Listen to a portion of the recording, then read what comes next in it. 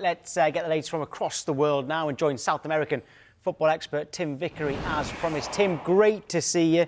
Always is. Let's start with Manchester City. They've dipped into the Argentinian league again. Who is it? Claudio Echeverri, who it's the similar path of Julian Alvarez, River Plate in Argentina to Man City in England, but significant differences here. Alvarez went at the age of 22, a consolidated Argentina international, the best player in Argentine football. Echeverri, 18 today. Happy birthday to him. We've hardly seen him in senior Argentine football, just 6 games, most of those off the substitutes bench. So it's the same journey, but with a very, very different route map. So with him only being that age and the differences there with Alvarez, is he someone that Manchester City could throw in straight away, or is this definitely someone that they're going to have to be patient with? I think certainly the latter. There's arguments going on and negotiations going on at the moment between River Plate and Manchester City about exactly when he will move. Now, as I said, he's 18 today. That means that Man City could take him already. But speculation in the Argentine press is that it's more likely to happen either in June or in December.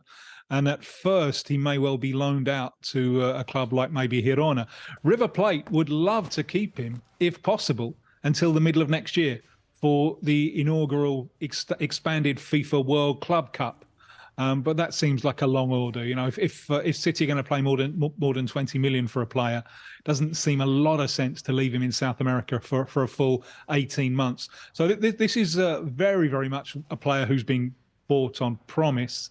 The promise is huge. Forget the new Messi things, not least because Echeverri is right-footed, but he's very sharp, operates as a 10 or on the shoulder of the last defender. Real pace and changes of pace, changes of rhythm, real knowledge of where to hurt the opposition, of attacking that space in there, but very, very raw still. So certainly one for the long term.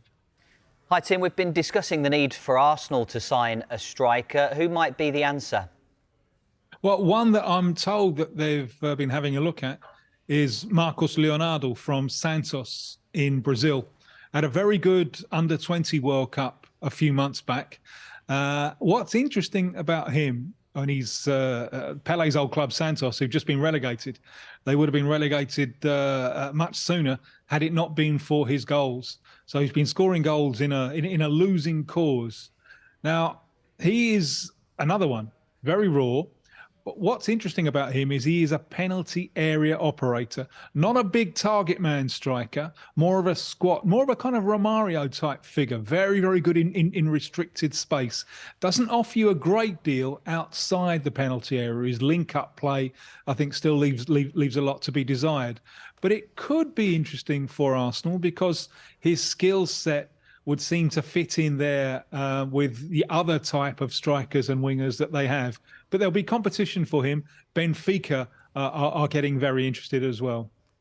Tim, let's talk about Andre. It seems like everybody is. He looked like he may move in the summer window, but it didn't happen. Will he move to a Premier League team this month? Well, I think it's unbelievable if he doesn't. And we're talking about a player who's now 22, which is pretty much the cut-off age. He's now a Brazil international. And people had a long look at him in the Club World Cup, where even in a losing cause for Fluminense against Manchester City, he came out of that pretty well.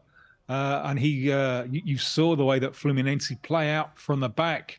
It means that he's receiving the ball really in pressure situations where he can't lose it. And he's building the moves from the back. They're also a team that play with a very high line. And he's the holding midfielder, meaning that he's got a lot of space to run back and cover when the move breaks down. And often, as they did against Man City, they'll take off a centre-back and they'll put him there and give him even more space to cover. So, and he is pretty much, I think, the complete article. There's been lots of clubs that have showed an interest.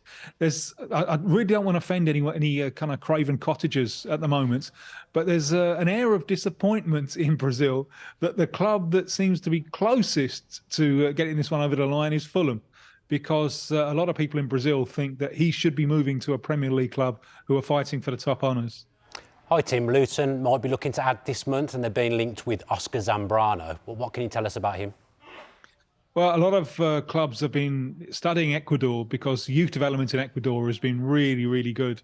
And one of the things that stands out with some of the players that Ecuador is producing is physical strength. These are players who can get into the Premiership and do well. There's been hype about Oscar Zambrano as a new Moses Caicedo. I don't quite see that one. Zambrano is more of the defensive midfielder. He's less box to box. He covers the midfield. He covers protects the back four well. He spreads play from centre field, but only offers you that much in the final third of the field. Part of a very good under-20 Ecuador side. He's been struggling to get a game for his club, Liga de Quito, LDU, who are quite strong in the central midfield positions. And so this is a move around the kind of the 5 million mark. I understand that negotiations are well underway. And I suppose this is indicative of the new approach that a lot of Premier League clubs are having towards players coming from South America. They're studying the market well, they're doing their research well, and they're thinking that there are bargains to be had over there. Is one of those bargains, Valentin Barco, is it Barco or Barso? He's attracting interest. Tell us about him. Where could he end up? Yeah, Barco, little live wire, red-headed figure. Started as a left back, although I don't think he's going to play much at left back. He's going to play from the left wing, I think.